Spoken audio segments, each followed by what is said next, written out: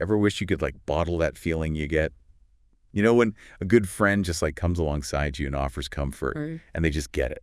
Yeah. Turns out Yeah. you kind of can. You can. And it's through self-compassion. That's right. So we're doing a deep dive today into self-compassion. Yeah. And looks like you've been pretty interested in this topic. Definitely. We found a podcast episode called The Power of Self-Compassion. Okay. And it's all about mental well-being and resilience and connection. Yeah. Really good stuff. It is. One of the things that I thought was really interesting in this episode Okay. was this idea of turning your inner critic into a supportive friend.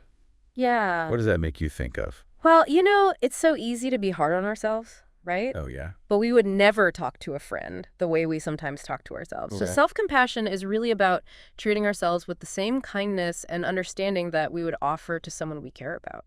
That makes sense. Yeah. Especially like during difficult times. Right. Because that's when that inner critic really seems to like come out to play. It does. It's like it's waiting for those moments. Yeah. And it's interesting because they talk about practical strategies for cultivating self-compassion in this podcast episode. Right. So how do we actually like do that? Well, they talk about a few key things. Okay. One is mindfulness, Okay. which is about noticing those negative thoughts and feelings without judgment. Mm-hmm. So instead of getting caught up in that spiral of self-criticism, Right. you just observe it. Observe it. Yeah, almost like you're watching it from a distance. Okay. So you can say, oh, look at that. My inner critic is really going off today. Wow. But you don't have to believe everything it says. You know, to engage. Exactly. Okay. And then another key piece is common humanity, Okay. which is this idea that we're all in this together. Mhm. Everyone struggles. Right. Everyone makes mistakes. Yeah. And the podcast host even talked about this study Oh, yeah. where they asked people about their biggest regrets in life. And it turned out that most people had pretty similar regrets. So we're all kind of messing up in the same ways, Yeah, pretty much. which is kind of comforting in a way. It is. It is. There's something really freeing about knowing that you're not alone Exactly. in your imperfections. Okay. So mindfulness, common humanity. And then the third practice they talk about is self-kindness, Okay. which is probably the most important one. Self-kindness. Yeah, it's about treating yourself with the same care and compassion you would offer to a loved one. And I think that's probably the hardest part.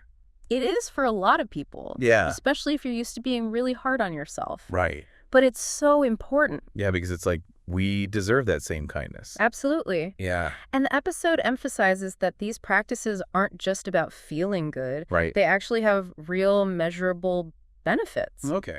like reduced anxiety and depression, Wow. better emotional regulation, even stronger, healthier relationships. So it's good for like our mental health and also like our social well-being. It's all connected. Wow. Yeah. And I remember the podcast episode talked a bit about some of the common myths around self-compassion. Oh, yeah. So it's not about like letting yourself off the hook or becoming self-centered. Not at all. Right. It's about recognizing that you're worthy of kindness and understanding even when you make mistakes. Right. Because let's face it, we all mess up sometimes. We do. Yeah. So it's not about lowering your standards. It's just raising your level of self-acceptance. That's a great way to put it. Yeah. Yeah. So to recap, Yeah. self-compassion is about being kind to yourself, especially when you're struggling. Right.